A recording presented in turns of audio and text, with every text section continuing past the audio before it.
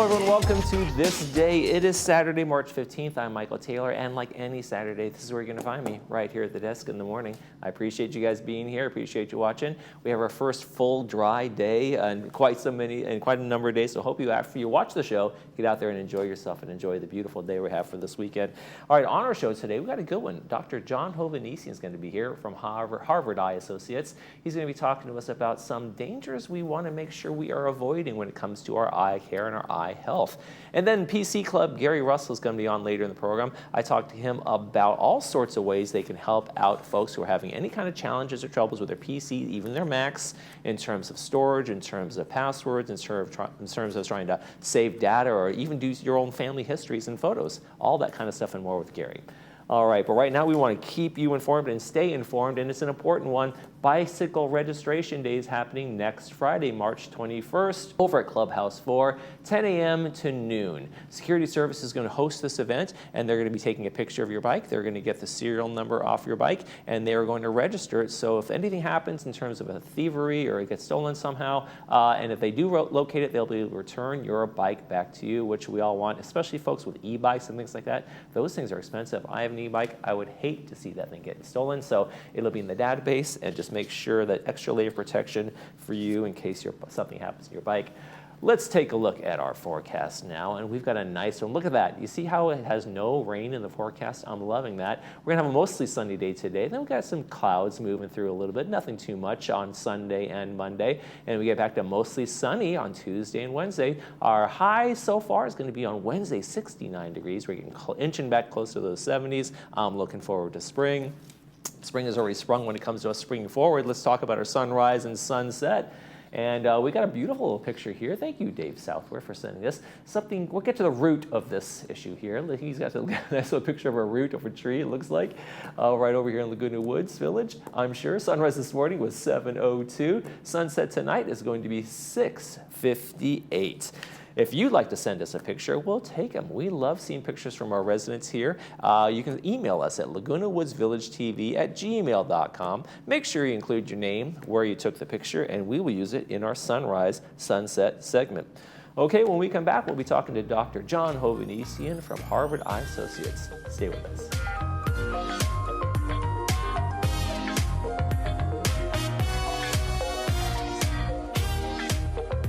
What would it feel like to hear better? Many people are trapped in the isolation of poor hearing and don't realize it. Even people that are wearing other hearing aids. They only know the way they hear, not how much better they could be hearing. We've taken patients that were hearing 24% of conversations and improved them to 92%. A life-changing difference. Put on these hearing aids and hear better, automatically. No buttons to push or technology to fear. Artificial intelligence and these products do all the work. Don't settle for less. And remember, tell them Stuart sent you.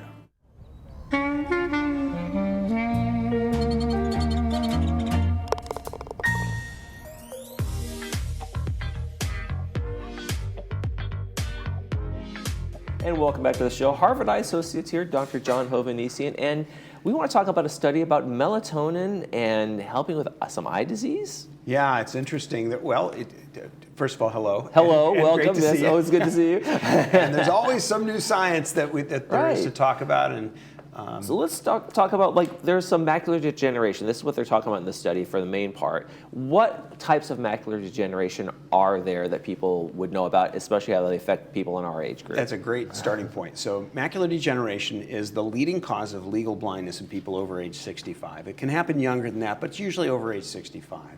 And there are different forms of it. As you know, there's the dry form, which is a very slowly progressive form, for which we now have some treatments for some forms of that. And there's the wet form, which can progress more rapidly, and we've had a lot of advances in treatments for that disease. But the best way to treat macular degeneration is never to get it.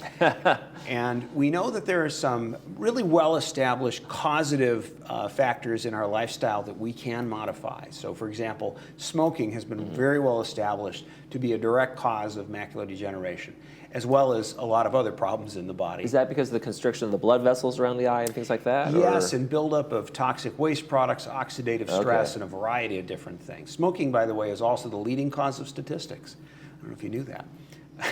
It's a joke. It's an old joke. Wait, what? Smoking We do is the math on leading that. cause of statistics. That's right. So smoking is one cause. Okay. Diet also influences. Eating leafy green vegetables every day is very helpful, and eating fish at least a couple times a week, or getting some type of omega-3 supplements in your diet if you don't eat fish. So those things are well known. But a new study out of Cleveland Clinic suggests there could be a relationship, if not causative, we don't know if it's causative, between macular degeneration and use of melatonin.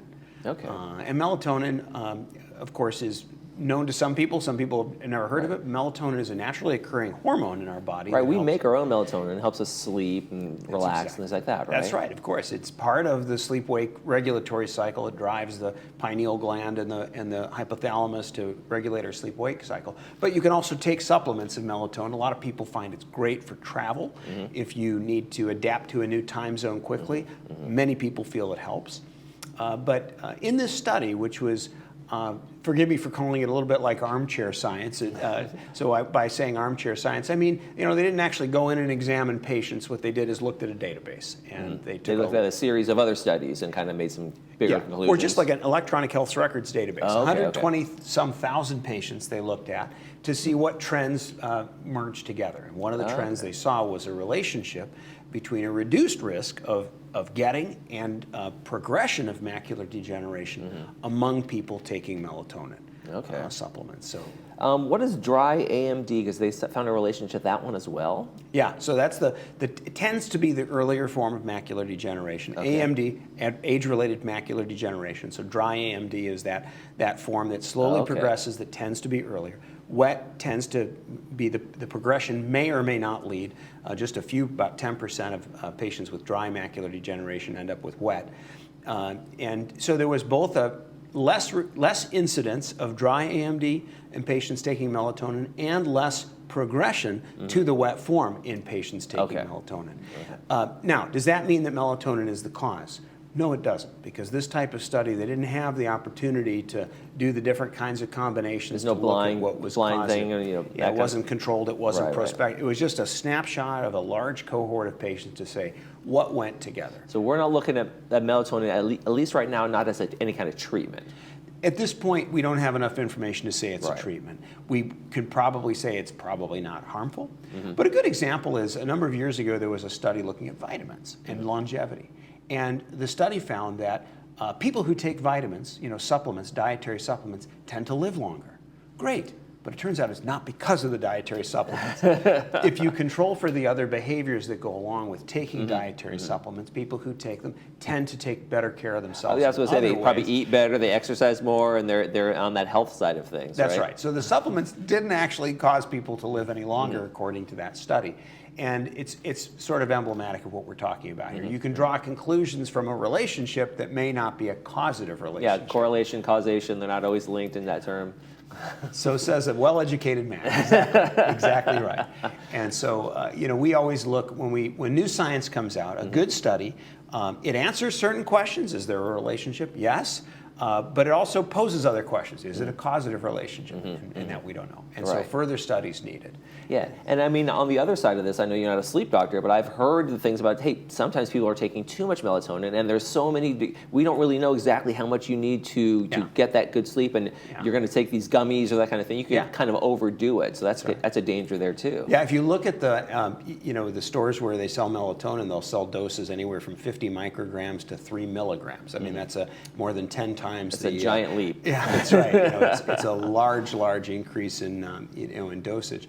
And which one is right? Which one did patients take in the study? The study doesn't know, because they just looked at codes that indicated the patients took that supplement, not what dose they took. So this study was published in JAMA, the Journal of the AMA Ophthalmology, JAMA Ophthalmology, just I think last month, out of Cleveland Clinic. So those who are scientifically inclined can look it up and learn more about it. But we don't yet know all the implications, but it's certainly interesting. Yeah, probably lead to more studies to come in that area then, right? Okay. That's right. Exactly. So if people want to, we're not talking about melatonin as a treatment, so if people want to say, I'm concerned about macular degeneration, it's in my family, it's in my genetics maybe, what should people be doing right now in terms of prevention? So first, it's great to get an eye exam. And usually it requires a good look at the back of the eye. Usually that means dilated eye exam.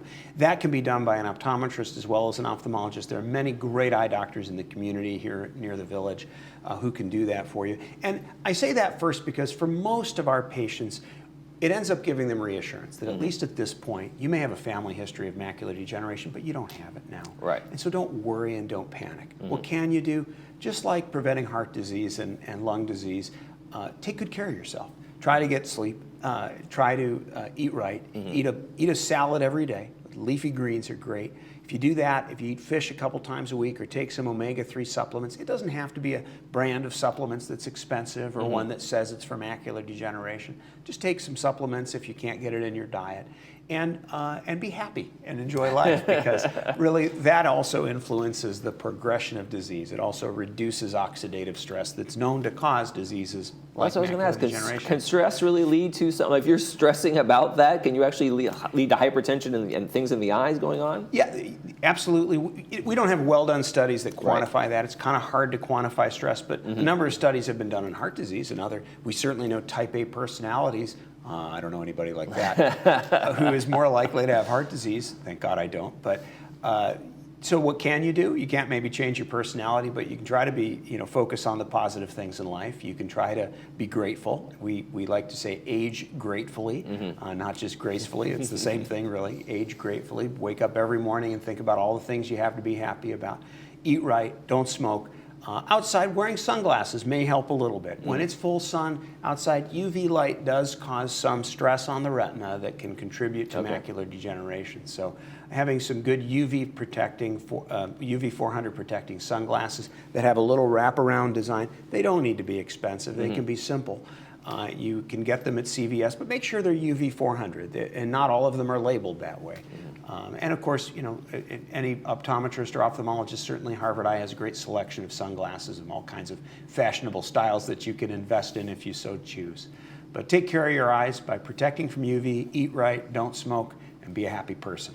Now, real quick, you mentioned there are some treatments. If we see it, if you say, okay, macular degeneration has begun in this patient, what are the latest and greatest in terms of can it be stopped, or is it to slow the progression? So in many cases, it can be stopped. We can't stop the aging process. We don't want to, because we want to keep living. We try. But we can, in many cases, halt the progression of these diseases. So both the wet form and now the dry form, particularly the geographic atrophy form of the dry form of disease, have treatments. There are medications, and there is so much investment and so much scientific effort going on in macular degeneration now that it's wonderful for people who have the disease, because what used to be sort of hopeless is now filled with hope that we can retain good vision and a good quality of life for people who have this tough disease. Okay.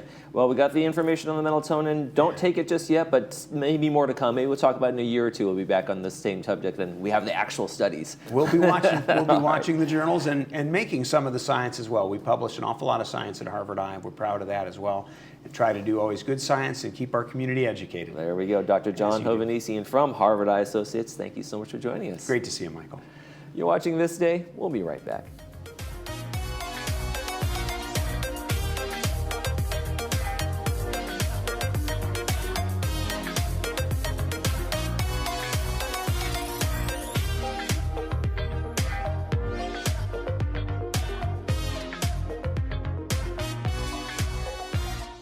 Welcome to Harvard Eye Associates.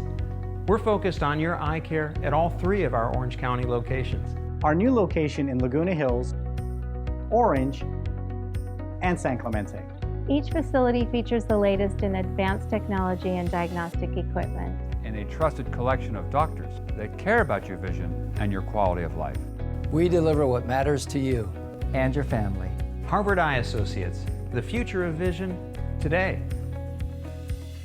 Hi, my name is Annette, owner of Window Jazz. We're here in Laguna Woods, replacing old windows with new, energy-efficient, state-of-the-art products. We're here with our installation team, upgrading old windows to make this property feel new and beautiful. New replacement windows and doors will make a major impact on the appearance of this home. They'll increase the property value and save homeowners money by reducing energy costs while providing a comfortable indoor climate. Let Window Jazz do the same for you. Call us today for a free consultation. And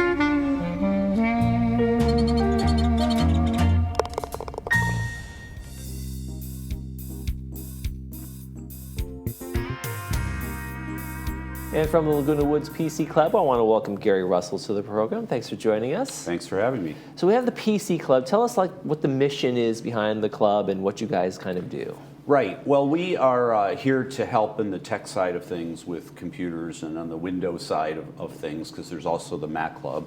So we have three elements to our PC Club, right? We have the Learning Center, which is where we teach a lot of classes. And then the corresponding workshop, which is right next door, is where you can come in as a member and use any of the computers, any of the software we have, our scanners, our printers, even shredders, right? Okay. So they operate together. And then the third component is the tax program, which has found a home in the PC Club, and we donate our facilities for that. And I imagine that's going strong right now, right? It is crazy right now. Yeah, people are backed up in the hallway sometimes. So Barbara Harris leads that, who's been on this show Right, before. we talked earlier this Right. month, maybe? Yes, Last month. earlier, right. She does a great job with that, and she's also on our board of directors, too. So one of the things I think that people get bogged down in the world of PCs and computers is so much new technology goes through our PCs now, and our phones too, and that kind of thing. So what are some of the things that you guys try to tackle and have to keep up on, really? And it is a challenge, is that we try to modernize things. So what people had questions on 10 years ago isn't quite applicable today, right? So before it used to be, how do I use Windows? How do I use Microsoft Word and Excel? And those are still of some interest, but now we're shifting more towards newer things like tablets, iPhones, and AI and cyber threats and that kind of thing. Do you find folks are coming to you asking about using AI or trying to understand it a little bit more? And how do you venture people into that world? Right, it's like the old expression of eating an elephant one bite at a time. It is such a massive subject that no one really can claim that they sort of own that. Right, but right. We are trying to do our best to stay up on it. We have a class coming up in another week or so on generative AI. Before that, it was ChatGPT. This is now going to include Copilot and some of the other aspects of AI, and then from there it branches out because it's such a specialty as well as a large subject. Yeah, I mean, AI's been around for a while with the little chat things, and when you do a search, there's AI in that. From the early days of Google, they have that parts of that have been there, but now it's emerged as such a thing where you can have a conversation with AI and you can do these things that people are kind of amazed by. And that's the key aspect of AI, is that it's natural language. So I took a class in ChatGPT, and the biggest thing they teach you is just have a conversation. Use it as a tool. Don't use it to replace what you're doing, but use it as a partner and dive deeper. So you get, for example, you do a prompt, you get an answer. Go deeper. Take another layer off one of the answers they give you. It's a good way to use it. Yeah, I've used it to organize this in a bullet point kind of way, or things like that. Things I've come up with. I've done that kind of thing. I'm like, oh, this is really helpful. It saved me 20 minutes of just the shuffling of things. Exactly. Yeah. Exactly. But it's that technology. I think. What do you think people are concerned about the most in terms of scared of AI? Because there's that intimidation factor of here Terminator movies and yeah, exactly. There could be two parts to this when you think about it. One could be it is so powerful and so overwhelming that I don't know how to get started, right? Or it's scary just to get started in it. And for that, people should not be scared. You just try it out, experiment, play with it. The second part is probably more what you're referring to, which is it's going to take over and people will no longer be in control of what it can do. And I think that's a long way off. And I think, like a lot of technology, it sounds scary at the time, and then we get used to it, and then we incorporate it into our daily lives. But at first, it seems very intimidating. Yeah, we had a little glitch here at with our delivery to TV in the homes, and people found out the hard way that they don't know how to work their smart TVs. You're right. Well, do you guys help with that as well? Perfect segue. Yeah. So one of the things that I'm now doing is I'm incorporating smart TVs and streaming into a class. So I teach a class on home networking, and then I've added on to that streaming, and then added on to that how to do channel scans in case that problem comes up again, right? And we're not there yet, but we're going to have smart TVs in the workshop and in the learning center where people can actually come and practice. And even though every manufacturer is different, you know, LG versus Samsung, the basic notion of how you do a channel scan is about the same. Okay, okay. Another thing that I know is a big deal in this community, with any senior community, is theft and cyber crimes and identity theft and things like that. And people clicking on something and all of a sudden, you know, it's when all I did was click, all I did was do this, and all of a sudden, boom, everything was gone. That's right. And just yesterday, I did another class on this very subject called Safe Computing. And we get into everything from viruses to phishing scams to social engineering scams. And then we branch off into identity theft and things like that. And, you know, I think we all heard about this, is like the bad guys are kind of really sharp, and they're really staying on top of things, unfortunately. Even after the LA fires, a lot of us got emails that said, donate now, or you want to help. And they tugged at our hearts, right? Right. And they were scams. Yeah. Some of them. I clicked on one the other day in this office, and it was a fake scam set up by VMS. And you clicked on this, now you have to take a cyber security training. So I actually had to do that. One way to keep you honest. Everybody is, you know, just to say that, just say, hey, that happens to everybody, and don't be afraid of that. Don't tell people what's going on. Let people know so they can help you. That's the important part. Exactly, and I would say that class has been very popular, and it's one that requires me to constantly research. Because new things are coming up every day, and the threats are getting more sophisticated all the time. And in terms of people trying to save their data, save their photos, those kinds of things, the cloud is kind of this nebulous thing, a good word for that, that people don't quite understand. Do you help people with that We too? sure do. We've got a great instructor who teaches a class on cloud computing. And the way I tell people, just think of the cloud as a computer somewhere else. That's all really, demystified a little bit. But he walks through how to save files, how to actually use files, and you may not even want to store them locally, because internet is so pervasive that many times you can just get access to these wherever you are, so you don't have to store them locally. There are pros and cons, and we go through that in the class. And then in the workshop, you can go over and practice and upload or download some of your files and photos to your account. And that's a great, like you said, sometimes I used to get stuck in the older days, that's at my home computer, I don't have that file with me, or I can't access that kind of thing. Right. And that you have that universal ability to access things with the cloud. That's less and less of a concern unless you're out in the wilderness somewhere. But you can have access from the airport, from the train, often when you're on travel and so forth. Some of the other things you guys do that people are really interested in is their genealogy searches and things like that. And there are areas where you guys help out folks with that? Big topic. Yes. We have a special speaker on that. I think it was November or so of last year at our general meeting. And then there was a class just yesterday I was watching that it was on Family Search, which is a free program that people can use, and they can come in and get one-on-one help. They had a volunteer for almost every individual in the class that will help you with your genealogy and your search and how to get an account going and what to look for and how to build a tree. There's some basic things going on here in the village that are just folks that, again, sometimes that aren't as computer savvy, just have challenges with. Like, I want to have a guest pass for my niece or my nephew or my daughter coming in, and they don't know how to navigate that. Do you kind of walk people through our own website here at VMS in the village? And yeah, we sure do. We saw an opportunity there to work with Elise Royce on the website.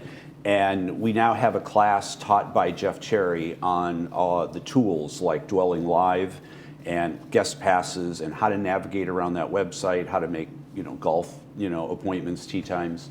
And so there's a class on that as well that you'll get one-on-one help too if you want to get your account set up on Dwelling Live, and here's how you submit a VMS request and so forth, and use all the tools that are available. Okay. Everybody needs a password for everything. And then you have to change it every 2 weeks, 6 months, whatever it is, and for multiple things, and don't never use the same password. I manage mine terribly. I'll tell you that right off the bat. How do you give advice on how to manage that? Because it's like, oh, I don't know the password for that. I haven't used that account in whatever. Right. The way I describe that is that there is a reward risk spectrum, right? And you can be fully protected and go slow, or you can open up a little bit and get access to your favorite websites faster if you auto log in and things like that. Where each of us sits on that spectrum is a personal choice. If you never use the same password twice, you're more on the protective side, more risk averse. If you use the same password everywhere, that's probably not a good idea either, but it's probably the fastest. So we go through where the trade-offs are in there and then let people make their own choice on how to store their passwords and use them. Another thing that, generationally, we all take pictures on our phone now, but there's so many people, especially in this retirement community, who have those photo albums and have all those things, and they want to preserve them and share them with all of their family members. And you guys help with that as well, right? A little bit, yes. Both the Mac Club and the PC Club do that, and I just met with the other tech clubs, the Camera Club and Video Club, and they do a great job too of how to do photo albums and things like that. So we're all trying to pitch in and help people with how to best store photos or use special photo software that's available in services as well. What do you love about running the PC Club and being part of this? I've been part of tech for 40 years, so this just extends that. And the opportunity to modernize us and move us into the current times is just something that is, I'm learning all the time too, as well as teaching. So, we just got a great team, and I think we're providing a good service to the community here. Absolutely. And you guys meet pretty regularly. What are your meeting times? And we have the PC Club right here in this building, right? And we do. It's right down the hall, third floor, community center. We have both the education, learning part, and then the workshop right next door. And so it's convenient to go back and forth between the two. And we have a general meeting coming up where Paul's going to be Paul Ortiz, right? Yeah. Talking about broadband. Broadband is one of our favorite subjects, and we'll be staying very close to that and educating folks on what they can expect and what it's going to require and why it's good and all that. And that's why the emphasis on streaming as well, because they just go hand in hand. Absolutely. Well, Gary Russell, doing the Lord's work over at the PC Club, thank you very much for joining us today. Thanks for having me. You're watching This Day on Village Television. We'll be right back.